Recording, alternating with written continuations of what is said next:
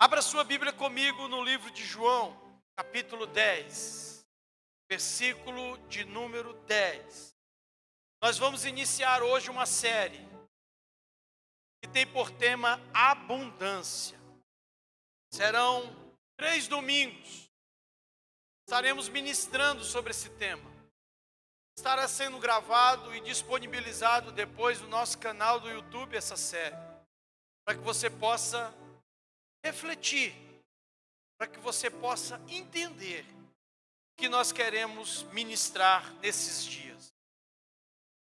Quando falamos de abundância, não estamos falando apenas de dinheiro. Para falar a verdade, o dinheiro é a menor parte do princípio da abundância. É a menor parte, é o que menos tem valor quando se fala de abundância cristocêntrica, é o dinheiro. Mas isso não significa que ele não tenha o seu lugar. Ele tem o seu lugar. E o lugar do dinheiro na nossa vida não é como Senhor, é como servo. Porque se o dinheiro é seu Senhor, você está perdido. Porque o amor ao dinheiro é a raiz de todos os males, diz a palavra. Amém? Aquilo que é o seu Senhor é aquilo que tem o seu amor, é aquilo que tem o seu coração. E ninguém pode ser o nosso Senhor que não seja Jesus Cristo. Escute, o ladrão vem somente para roubar, matar e destruir. Eu vim para que tenham vida e a tenham em abundância.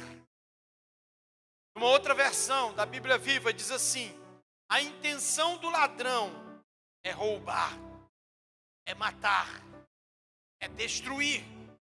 Minha intenção, diz Jesus, é dar vida eterna, vida completa.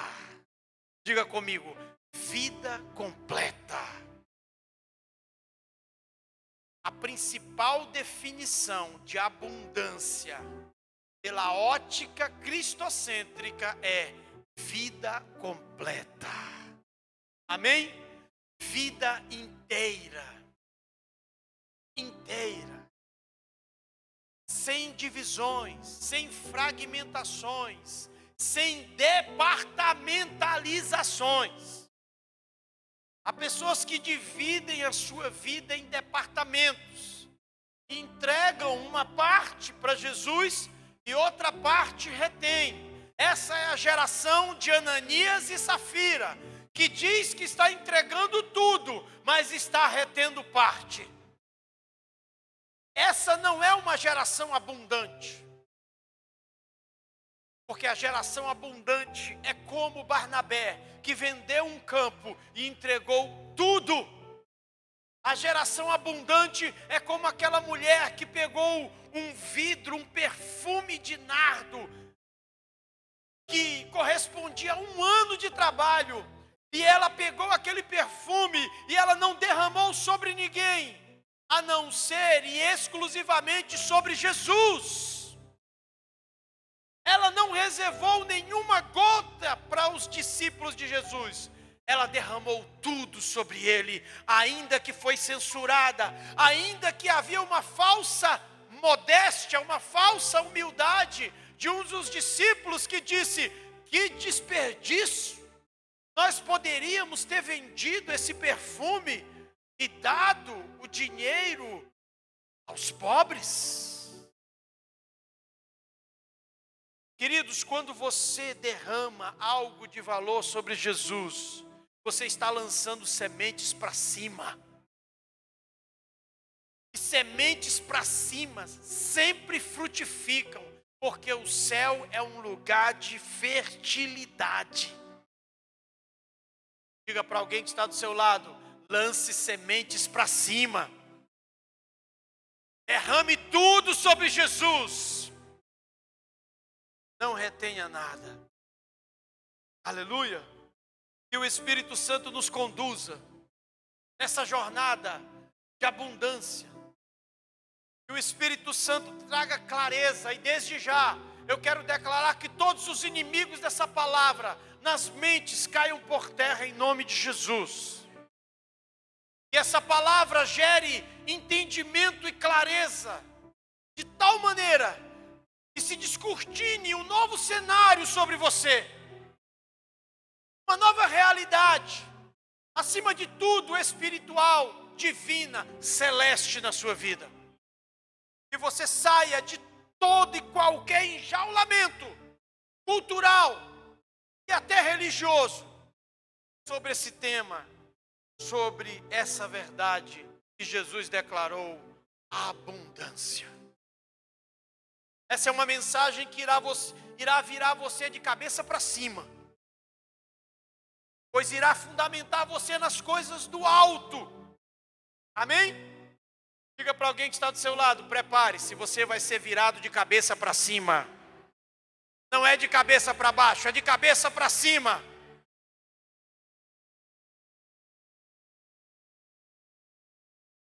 Escute o que eu vou dizer para você.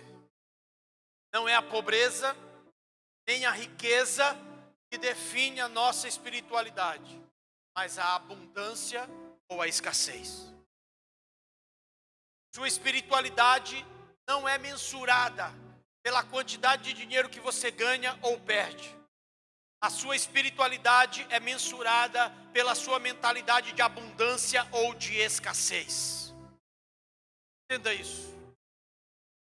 Porque se você não vive uma vida abundante, você inevitavelmente irá viver uma vida de escassez. Porque Jesus, ele colocou diante dos homens nesse texto dois sistemas. Perceba que ele fala de um sistema e depois ele fala do seu sistema. Ele fala do sistema do ladrão. Ele mostra como tudo funciona dentro desse sistema. É um sistema que rouba, é um sistema que mata, é um sistema que destrói. É um sistema, sabe, que se move pela falta, pela tragédia. É um sistema que se move pelas notícias ruins. É aquilo que se lucra pelo que fica cada vez pior. Esse não é o sistema de Jesus. Ele disse que esse é o sistema do ladrão, do inimigo, do diabo. E ele está falando ali no contexto, sabe, de um aprisco, onde ele fala que as ovelhas conhecem a voz do seu pastor. Você precisa conhecer a voz do seu pastor. Eu não estou falando da minha voz, a voz do seu pastor. E Jesus disse: as ovelhas conhecem a voz do seu pastor. Você buscar essa imagem, um vídeo, dentro desse contexto de rebanho, pastoreio que ainda existe nas regiões de Israel, você vai ver, o pastor ele chama as ovelhas e elas vêm. Mas o ladrão, o Senhor diz que ele vem pelas portas do fundo. Ou então ele vem disfarçado com pele de ovelha, mas na verdade ele é um lobo. Esse é o sistema. Jesus então mostra qual é o seu sistema. Eu vim para que tenham vida e vida em abundância. É como se ele dissesse: o sistema do mundo mede vocês pela riqueza, eu meço vocês pela abundância. Quanto mais abundantes, mais vida completa, mais parecidos comigo vocês se tornarão. Aleluia! Quantos estão entendendo isso? E diante dessa verdade, dessa premissa, se você se tornou rico ou se tornou pobre, existe um desafio para você: se tornar abundante. Porque é possível ser abundante com dinheiro ou sem dinheiro. Saiba que o cerne de tudo do que estamos falando sobre abundância não é dinheiro. Vida de Jesus. de Jesus existe em você. Você pudesse fazer aí, sabe, um prognóstico percentual de quanto de Jesus há em você, quanto seria? 10, 30, 60%, 80%, 100%. Se ainda não é 100%, caminhe para lá. E que esse seja o seu alvo. Sabe, esse é um tipo de mensagem que costuma mexer com os nossos paradigmas. Esse é um tipo de mensagem que costuma mexer com as nossas áreas de segurança. Tem muita gente que quer ser um cristão seguro. Quando você se apega excessivamente à segurança, você perde o maior poder, que é a fé. Entenda isso. A essência de um cristão maduro não é ser seguro, é ser confiante, é ter fé. Porque algumas vezes não haverá segurança no que Deus mandará você fazer, mas tem que haver confiança, tem que haver fé. O Senhor disse para Abraão: sai da tua terra, sai da tua parentela, para um lugar que eu ainda vou te mostrar. Abraão saiu da sua área de segurança e se moveu em confiança. Há pessoas que nunca se moveram em confiança, porque se movem sempre por mecanismos de segurança. É a sua conta bancária, é o seu diploma, a sua capacidade de influenciar e de agregar pessoas, é o seu status, é as suas curtidas, é os seus seguidores. Não é isso. É a confiança. Porque haverá momento que o Senhor vai te dizer para ir, sem você saber aonde está indo. Jesus, diante de 10 leprosos, disse assim: vão e mostrem-se ao sacerdote. Agora, os leprosos só iam diante dos sacerdotes quando estavam curados. E os sacerdotes então atestavam que eles estavam curados. E tiravam eles de uma quarentena, de um arraial que ficava fora da cidade. Eles eram autorizados a retornar ao convívio social. E naquele momento Jesus diz para aqueles homens ainda leprosos: vão e mostrem-se ao sacerdote. E a Bíblia diz que eles vão, e enquanto eles estavam indo, eles foram curados. Será que eles se moveram por segurança ou se moveram por confiança? A abundância é um estilo de vida que se move por confiança e não por segurança. E a Bíblia diz que só voltou um para agradecer. Essa estatística, infelizmente, ainda está vigorando. 10 são curados, apenas um volta para agradecer. Não é chamado a se mover em segurança. 2 sistemas, 2 lentes, 2 cosmovisões, 2 maneiras de enxergar o mundo interior e o mundo que está à nossa volta. Você estará diante de uma escolha nesses dias. Ou você vai viver com uma mentalidade de escassez, que tem o seu foco no que falta, ou você vai se mover numa mentalidade de abundância, que tem o seu foco no que transborda. Porque em Jesus tudo é transbordante. Em Jesus tudo é acima da média. Quantos acreditam nisso? A abundância nos torna doadores e não pedintes. E quando a gente pensa nessa palavra doadores, a gente pensa em alguém que tem condições financeiras de fazer isso porque sobra. Os verdadeiros doadores não são aqueles que oferecem o que sobra, são aqueles que oferecem em sacrifício. Porque é muito fácil oferecer o que sobra. O desafio é oferecer o sacrifício do que você tem.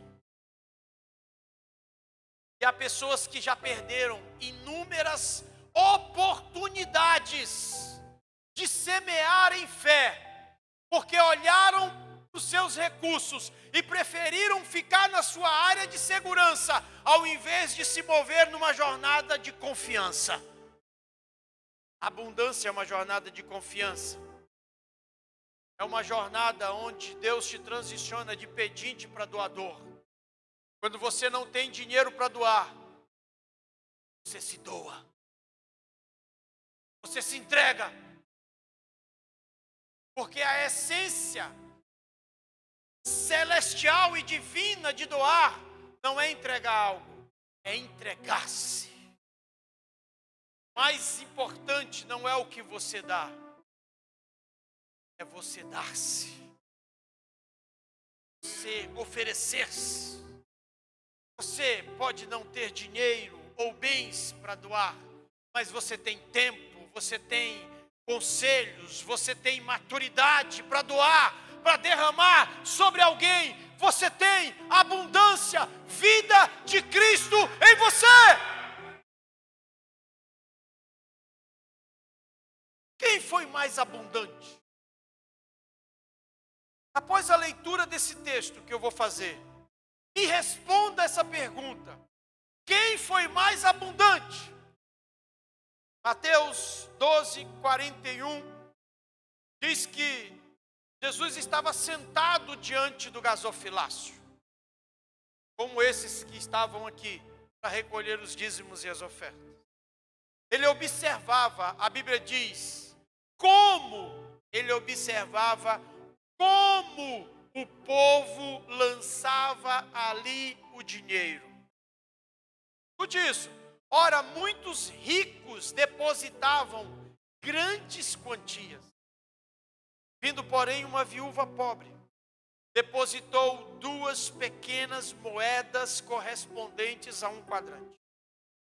E chamando seus discípulos, disse-lhes: em verdade vos digo, que esta viúva pobre depositou no gasofilácio mais do que o fizeram todos os outros ofertantes. Porque todos eles ofertaram do que lhes sobravam. Ela, porém, da sua pobreza, deu tudo quanto possuía, todo o seu sustento. A pergunta é: quem foi mais abundante diante de Jesus? É por isso que eu não quero que você adote o parâmetro do dinheiro, da riqueza ou da pobreza. Riqueza e pobreza estão numa prateleira inferior à prosperidade e abundância. É possível ser próspero e abundante com dinheiro ou sem dinheiro. Quantos estão entendendo isso? Pessoas, John Rockefeller, os homens mais ricos que passou por essa terra, dizia: o homem mais miserável do mundo é aquele que só tem dinheiro. Aquele que só tem dinheiro. Augusto Cury fala que há pessoas que têm tanto dinheiro que constroem casas e não moram nelas, que constroem jardins e não passeiam, que podem comprar todos os recursos da medicina, mas não pode comprar saúde, que pode ter centenas e milhares de funcionários, mas não consegue comprar uma família. Entenda, dinheiro não é o padrão da abundância. Quantos podem dizer amém? Quem foi mais abundante não foi quem mais deu dinheiro, quem mais se deu aquela mulher se deu, se entregou. E a expressão visível e material da sua entrega foi colocar todo o seu sustento naquele lugar. Eu não estou dizendo para você se tornar irresponsável e deslocar o dinheiro daquilo que é essencial na sua vida para você entregar ao Senhor. Mas para você também não ser irresponsável em ocultar aquilo que é o Senhor. Porque se nós não aprendemos a darmos, jamais saberemos como doar alguma coisa, ofertar alguma coisa, dizimar alguma coisa. A Bíblia fala em Atos capítulo 10 que um romano, centurião romano, alguém que não fazia parte da cultura do judeu, alguém que não foi ensinado no sistema religioso do judeu, ali do Pentateuco, da lei, alguém que não foi, que não viveu essa cultura, mas viveu a cultura dos romanos, a cultura da ganância, a cultura da conquista a qualquer custo. A Bíblia diz que Cornélio dava esmolas, ofertas ao Senhor, e elas subiam até o céu. Tem gente que está fazendo isso limitado por condicionantes humanos, e aí colocam dinheiro dizendo: eu estou dando aqui essa oferta para desencargo de consciência. Ei, oferta para desencargo de consciência não passa desse teto, não chega no céu. Entenda isso. Aquela mulher entregou, porque de fato sabia que aquilo era um sacrifício para ela. Abundância nem sempre trará fartura, mas sempre promoverá possibilidades.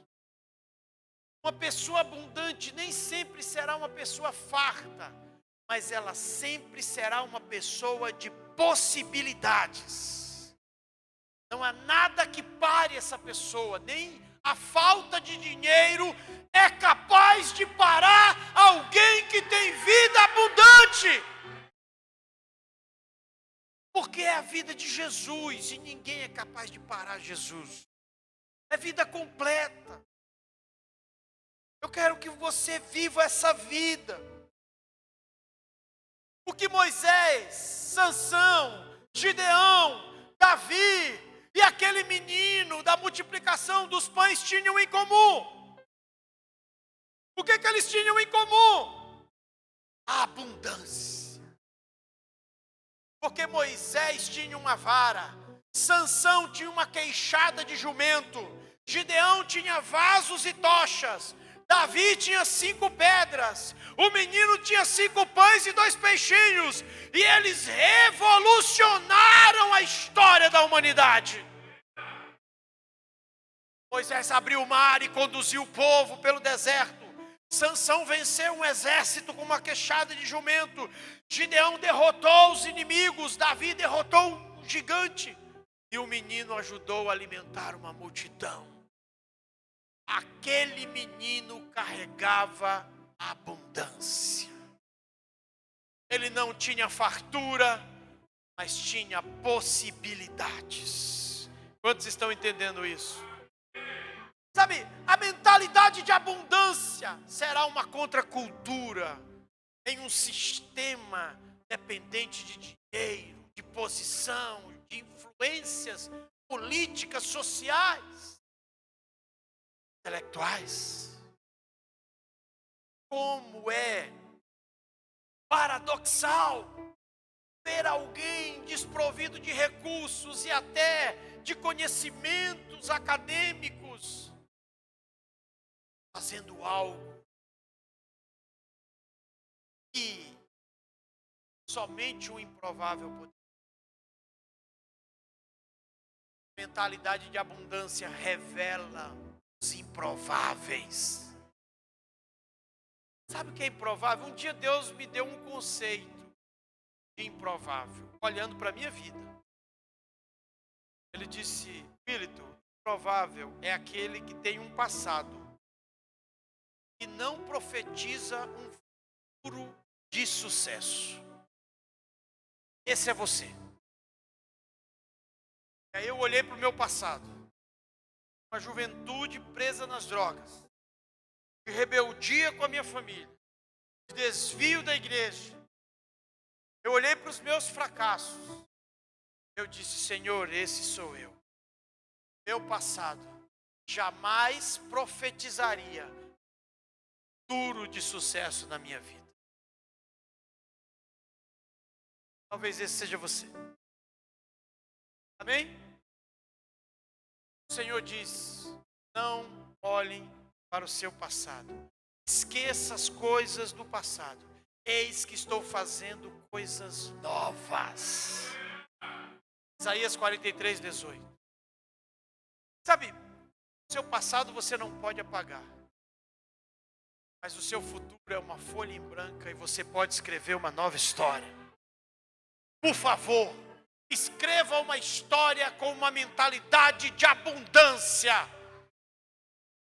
Sabe, tenho tantas coisas para falar. Eu estive em Petrolina no final de semana passada. E um casal me convidou para visitar a sua fazenda, onde havia um parreiral. Eu fui tão ministrado um sábado à tarde. Nossa, foi uma pregação, um estudo. Eles ali mostrando desde o início como começa a fazer toda, sabe, o início da plantação, os enxertos. E aí eu fui percorrendo a propriedade com eles. Só no final, eles me levaram para aquela foto. Eu acho que eu não publiquei no Instagram, publiquei só no WhatsApp. Uma foto onde eu estou diante de cachos de uva. Eu tive o prazer de cortar do cacho. Uvas doces. Sabe, o que mais me chamou a atenção é a história de toda aquela área petrolina. Um homem, há 40 anos atrás, ele decidiu no seu coração criar um projeto para levar água naquela região seca. E ele então criou esse projeto. Foi executado pelo governo. De canais de águas. Você passa na estrada e existem canais de águas. Você vê, né? Aqueles canais. As águas chegam em todas as propriedades. Porque é pelo sistema de gotejamento que se desenvolve a cultura da produção da uva. E aí eu fiquei perguntando para ele muitas coisas, e ele me disse uma que me marcou. Ele disse: Pastor Willton, aqui em Petrolina é a única região do Brasil onde há 2 colheitas por ano. Em nenhum outro lugar há 2 colheitas por ano. Aqui era um lugar deserto. E hoje é um lugar 2 colheitas por ano. Alguém decidiu trazer o mar, o rio, para o deserto. A história deles é muito bonita. A história onde eles largam tudo na Bahia por causa de uma tragédia. Chegam em Petrolina, filho, para administrar a terra do pai, sem ter conhecimento nenhum. E hoje é um dos maiores produtores que envia uva para a Inglaterra. Queridos, eles de fato transformaram a realidade com uma mentalidade de abundância.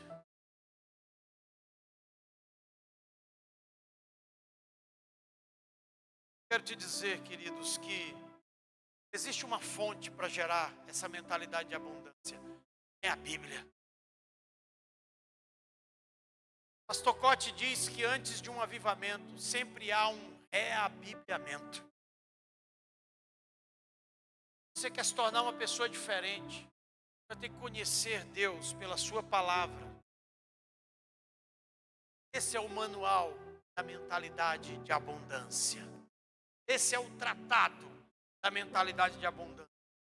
Entenda uma coisa que eu falei hoje de manhã no treinamento. Antes de usar a Bíblia como espada, use a Bíblia como espelho. Antes de apontar ela para alguém, mire ela em você. Faça ela refletir você na sua vida. Amém? Eu estive no Museu de Ilusões em São Luís. Quem esteve lá no Museu de Ilusões, lá no Shopping da Ilha em São Luís? Eu tirei uma foto que eu vou postar esses dias. Tem um stand onde há uma mesa com um computador, né? Fachada. E aí você senta, tem espelhos. Com a minha filha. Tem um ângulo onde você tira a foto. E aí então sai uma imagem de você multiplicado 5 vezes ao redor da mesa. Eu tenho essa imagem. Eu disse, essa imagem, ela é adequada para aquilo que eu falo sempre para a igreja. Marque uma reunião com você mesmo. Comece a pensar no que você pensa. Então eu estou ao redor da mesa. 5 versões de mim mesmo ao redor de uma mesa. Aquilo ali ilustra a necessidade que nós temos de marcar uma reunião nós mesmos. Pare um tempo para refletir.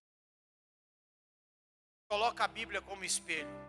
Ela vai mostrar todas as versões de você mesmo ao redor da mesa. Ao redor da mesa. Aleluia, querido. Sabe,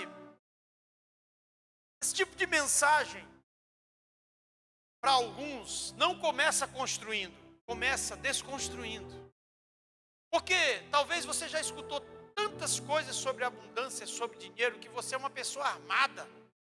Talvez você já participou de igrejas. Talvez era um dizimista, um ofertante. Talvez era uma pessoa produtiva na obra. Era alguém que servia. Era alguém sempre abundante, sempre oferecia, sempre se doava. De repente se tornou uma pessoa escassa. Ninguém acha nada em você. Não há frutos. Não há sombra em você. Essa é uma mensagem para trazer você de volta para esse lugar. Aleluia. A palavra de Deus diz que o reino de Deus é como uma semente que cresce, se transforma numa árvore, e muitas aves se aninham nela. Ela faz sombra. Há pessoas que vão de fato encontrar descanso perto de você. Há pessoas que vão encontrar refrigério perto de você, porque sabe que você é transbordante. O que está faltando nelas está excedendo em você.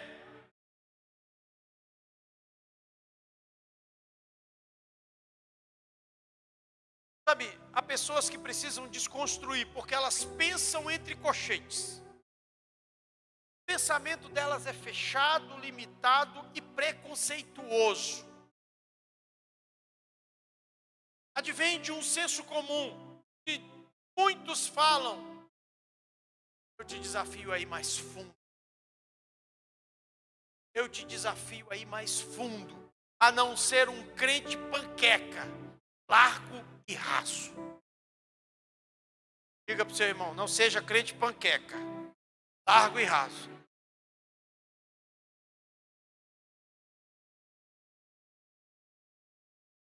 Na cultura dos judeus, escute isso. Na cultura dos judeus, de onde a Bíblia foi escrita, não existe separação. Os mundos se conversam. Não existe uma divisão entre o espírito e a matéria, o céu e a terra, a política e a religião, o eterno temporal, a ciência e a fé. Não existe uma divisão. Não existe a teoria dos 2 andares incomunicáveis. Na cultura dos judeus, existe uma realidade que se funde, céu e terra, espírito e matéria, política e religião, eterno e temporal, ciência e fé. O reino de Deus está vindo sobre a nossa realidade. A mentalidade dualista separa as coisas. Eu vou para a igreja, mas eu não vou fazer nada, não vou dar nada. Eu quero ir lá só para adorar Jesus. Queridos, Bill Johnson diz que é ilegal você desfrutar da presença de Deus e não conquistar nada para Deus. É ilegal. Alvin Toffler, no seu livro Um Choque do Futuro, ele diz que um homem alinhado com o futuro é aquele que aprende, desaprende e reapreende. É uma pessoa em construção, flexível, capaz de mudar os seus conceitos e até os seus preconceitos. Conceitos antecipados, sem fundamentos. Isso não é relativismo. Aprender, desaprender e reaprender não é relativismo, é flexibilidade.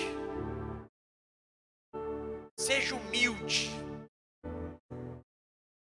Se houver necessidade, viva um processo de remasterização. Mude o master. O master é a cópia principal. É o original que vai gerar as cópias. Se no original, se no disco rígido, se no disco central há um defeito, todas as cópias apresentarão defeito. Há pessoas que precisam ser remasterizadas. Há pessoas que precisam viver uma metanoia. Eu estou te dando fundamentos para a gente caminhar sobre essa série. Sabe, você precisa criar novas vias neurais. E é possível. Neurocientistas declaram, queridos, que você não é produto do seu DNA, você é produto das suas escolhas. Hoje, suas escolhas podem mudar até o seu código genético. Suas escolhas podem gerar no seu corpo resultados substanciais que promovem bem-estar, mudança emocional e mudam até a biologia do seu corpo, a fisiologia do seu corpo. A Bíblia diz que uma alma alegre aformoseia o rosto. Quantos estão entendendo isso? Nós não estamos fugindo da Bíblia. Nós estamos fazendo a Bíblia ser entendida em cada contexto que vivemos. Há pessoas que dizem: existe uma pregação muito humanista. Eu sei que existe humanismo, queridos. Humanismo é quando Deus não está no centro. E a grande questão para entendermos o humanismo é: quem está no centro? O ponto para entendermos o humanismo é: quem está no centro? Porque, queridos, se Deus está no centro, você pode estudar filosofia, economia, política, ciência, que não haverá humanismo. Mas se o homem estiver no centro, você pode estudar só a Bíblia, mas haverá humanismo. A questão é quem está assentado no trono do teu coração. Metanoia vem de duas palavras. Meta, que significa acima de, além de, depois de. E noia ou nois significa mente, razão. Metanoia é acima da mente, além da razão, além dos formatos, das formas e das fórmulas. Há muitas molduras que colocaram em nós. E nós estamos enxergando somente dentro desse quadrante. Eu tenho um conselho para você nessa noite. É um conselho que eu estou adotando há muitos anos para a minha vida. Despadronize Deus na sua vida. Deus não é quem você define. Ele é muito além do que você define. Ele não é do tamanho que você quer que ele seja. Ele é muito maior. Então despadronize Deus. Ele pode te levar a ver coisas maiores do que você pode ver. Metanoia é um processo de expansão da consciência, de transcendência da mente, é ver além da superfície. Metanoia é transicionar-se de um realismo frio para uma mente transcendente, diz o pastor J.B. Carvalho. Jesus, ele promovia isso continuamente por onde ele ia, ao ponto de declarar: levantem as vossas cabeças, ergam os vossos olhos, olhem para os campos. Certa vez ele disse: quanto tempo falta para a colheita? Vocês dizem que faltam 3 ou 4 meses? Eu declaro: levantem os olhos e vejam, os campos já estão brancos. Existe uma realidade espiritual que você só é capaz de contemplar se verdadeiramente enxergar além das circunstâncias, além do óbvio. Se você quer esperar 3 meses, então viva nesse processo natural. Mas se quer ver uma aceleração e colher agora, levante os seus olhos para os céus. As palavras conformar e transformar, que diz lá em Romanos 12:2, elas têm a mesma raiz: formar. Não vos conformeis com este século, mas transformai-vos pela renovação da vossa mente, para que experimenteis qual seja a boa, perfeita e agradável vontade de Deus. Conformar é colocar dentro de uma forma, assumir uma forma definida. Transformar, passar de uma forma para outra, mudar de forma. Na verdade, o nosso desafio não é apenas a transformação, é a transfundação, é a mudança de fundamentos, de conceitos profundos que foram colocados dentro de nós. Jesus, quando falou aquilo, mexeu com muitas coisas. Quando ele falou aquilo, queridos, ele foi na raiz de muitos pensamentos, de paradigmas que existiam no seu tempo. Sabe, a palavra vida completa te leva para um entendimento. E eu quero encerrar com esse entendimento. Eu quero dizer que a chave para a abundância é generosidade. Eu quero encerrar nessa parte. A chave para a abundância é generosidade. E mais uma vez, eu preciso repetir. Não estamos falando apenas de dinheiro. Estamos falando principalmente de entrega. Entrega da sua própria vida. Atos capítulo 20, versículo 35, nos respalda nesse conceito. A chave para a abundância é a generosidade.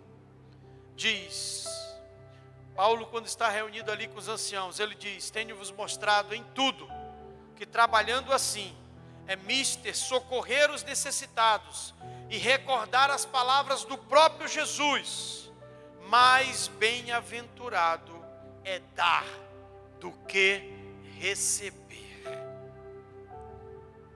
Existe um fluxo de entrada e existe um fluxo de saída no mesmo lugar. Preste atenção nisso. Pense de forma imaterial. Liste 3 coisas importantes que faltam em você. Se você puder fazer isso agora, faça. Se não, faça depois. 3 coisas importantes que faltam em você. Em seguida, comece a dar essas coisas às pessoas. Não comece a cobrar das pessoas. Comece a dar para as pessoas. Quantos estão entendendo isso aqui? Você vai pensar: pastor, tem um problema aí. Como eu posso dar o que não tenho? Esse pensamento, queridos, Não é o coração do problema, é o problema do coração. Como é que eu posso dar o que não tenho? Então entendemos algo. Você não dá o que não tem, porque de fato não tem para dar. Ou não tem para dar, porque não dá o que não tem. Deixa eu te explicar isso. Você pensa, eu sou tão coitado que não tenho nada para dar. O seu foco é na falta.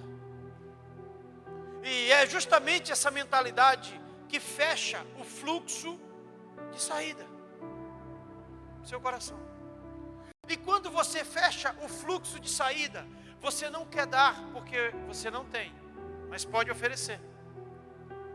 Talvez você seja uma pessoa rejeitada, mas isso não te impede de dar amor. A Bíblia diz que Jesus foi rejeitado, mas não rejeitou a ninguém. Talvez você pense nisso. Pastor, eu não sou amado. E por isso você fechou o fluxo de saída. Não, mesmo que você não seja amado, libera. Deixa sair amor de dentro de você. A sua mentalidade não é baseada na falta. A sua mentalidade é baseada na abundância. Jesus te deu amor suficiente para você entregar para alguém. Quando você fecha esse fluxo de saída, você está fechando o fluxo de entrada. Porque na medida que você não quer dar amor, você também passa a não receber mais amor. Mas pastor, eu preciso é ser amado. Mais bem-aventurado é aquele que dá do que aquele que recebe. Se você recebe mais amor do que dá, você não está incluído entre os bem-aventurados. Quantos estão entendendo isso? Se você está recebendo muito amor, muita atenção, muito investimento e não faz isso com ninguém, você não é bem-aventurado. Porque a bem-aventurança não está no fluxo de entrada. A bem-aventurança está no fluxo de saída. Escute Lucas 6,38. Dai e dar-se-vos-á. Dai e dar-se-vos-á. Deixa sair que vai entrar uma boa medida, recalcada, sacudida, transbordante, generosamente vos darão, porque com a medida com que tiverdes medido, medirão você também. O segredo está no fluxo de saída e não de entrada, mas bem-aventurança é dar do que receber. Por isso seja abundante. Você tem algo para dar, porque Jesus colocou algo dentro de você.